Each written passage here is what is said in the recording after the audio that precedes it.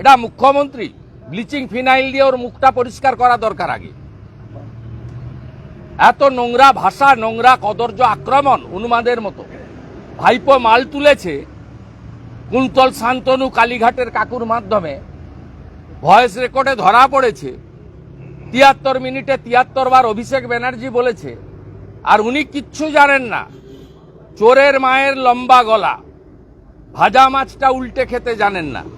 চোরের মায়ের বড় গলা। নমস্কার বন্ধুরা, আমার নাম ধ্রুবজ্যোতি সরকার। বিধানসভার বাইরে থেকে মমতাকে আক্রমণ শুভেন্দু, চাকরি বিক্রি করা থেকে শুরু করে একের পর এক গুরুতর অভিযোগ শুভেন্দুর।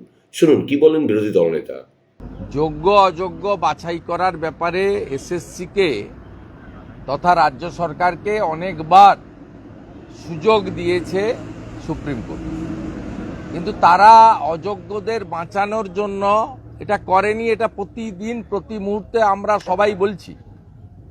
কালকে মুখ্যমন্ত্রী দিগ্ভ্রান্ত হয়ে উন্মাদের মতো কতগুলো প্রশ্ন করেছেন, কতগুলো অভিযোগ করেছেন কালকে প্রেস কনফারেন্সে। ওই প্রেস কনফারেন্স শুনে মনে হচ্ছিল চোরের মায়ের লম্বা গলা, চোরের মায়ের লম্বা গলা। এবং উনি অবৈধভাবে নিয়োগ হওয়ার জন্য এবং এসএসসির জন্য প্যানেল বাতিলকে নিয়ে কোনো প্রশ্ন করেননি। কেন হলো, কারা করলো, তার ফ্যাক্ট ফাইন্ডিং করেননি। গোটা ভারতবর্ষে আজকে পশ্চিমবঙ্গ এমনিতেই নানা বিষয়ে কালিমা লিপ্ত হয়েছে এই মুখ্যমন্ত্রীর সময়কালে, বিশেষ করে গত কয়েক বছরে অভয়াকাণ্ড সহ।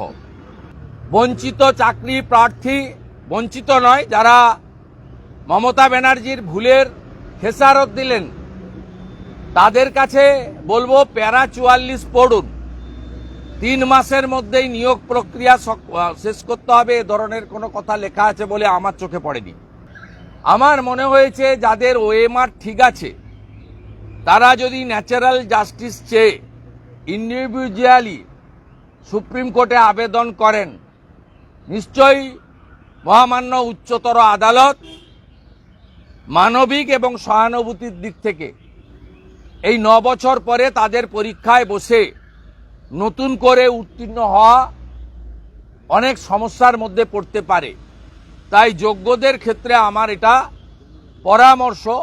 অতএব প্রমাণিত মুখ্যমন্ত্রীর পরিবার এই চুরি, দুর্নীতি, ৭০০ কোটি টাকা, ৬,০০০ চাকরি বেচার ক্ষেত্রে ৬,০০০-এর কাছেই টাকা নেয়নি, ৭00-৮00 তৃণমূলের নেতা পেয়েছেন, যার মধ্যে এমএলএদের মেয়ে, ছেলে, আত্মীয় স্বজন, জেলা পরিষদ কাউন্সিলর আছে। যোগ্য শিক্ষক শিক্ষাকর্মী মিডিয়ার সামনে কাঁদছিলেন এবং বলছিলেন আমাদের সামাজিক সম্মান নষ্ট হলো। আমি আপনাদের বলছি, আমি ২,৩৩,২৭,০০০ মানুষের প্রতিনিধি হিসেবে বলছি, এই মহতী বিধানসভার সামনে দাঁড়িয়ে বলছি, আমার একাধিক এমএলএকে সাথে নিয়ে বলছি, আপনারা যোগ্য। এটা ৪৪ নম্বর প্যারাতে বলে যাওয়া হয়েছে।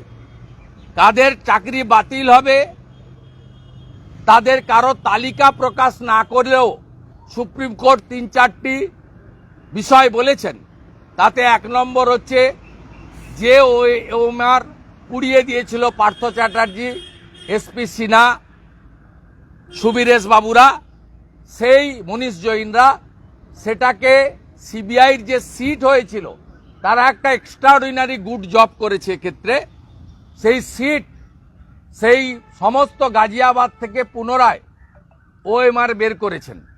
তাতে সুপ্রিম কোর্ট পরিষ্কার ৪৪ প্যারাতে বলেছে ওএমআরে যাদের নাম্বার টেম্পারিং করা হয়েছে কেবলমাত্র তাদের চাকরি বাতিল করতে হবে। তালিকাটা এসএসসি রাজ্য সরকার পরিচালিত, তাকে ঠিক করতে হবে, যেহেতু কোর্টে দেয়নি। ১৭ দফা করাপশনের কথা বলা হয়েছে। 17 type of mal practices happen regarding this recruitment, এটা বলা হয়েছে। ২০২২ সালের ৫ই মে মমতা ব্যানার্জির সভাপতিত্বে যে অতিরিক্ত শূন্যপদ তৈরির রেজুলেশন ক্যাবিনেট করেছিল, সেই ক্যাবিনেটকে জেলে দেখতে চাই। 3000 চাকরি রিক্রুটমেন্টের জন্য যদি হরিয়ানার প্রাক্তন মুখ্যমন্ত্রী প্রয়াত ওম প্রকাশ চৌটালাকে 5 বছর তিহার জেলে কাটাতে হয়, 2022-এ 5ই মে তদানীন্তন ক্যাবিনেট মিটিংয়ে উপস্থিত থাকা সব মন্ত্রী এবং হরিকৃষ্ণ দ্বিবেদী chief secretary, education secretary Manish Jain, finance secretary তদানীন্তন মনোজ পন্থ, এদেরকে জেলে দেখতে চায় বাংলা। এই করাপশন প্রাতিষ্ঠানিক করাপশন, প্রতিষ্ঠান থেকে করা হয়েছে।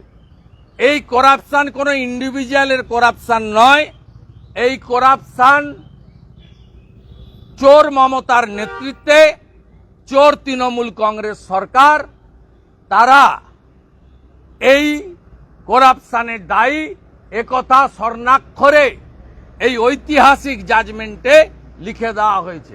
তাই সবাই প্রে করুন ভগবানের কাছে এই পাপ যাতে জেলে যায়।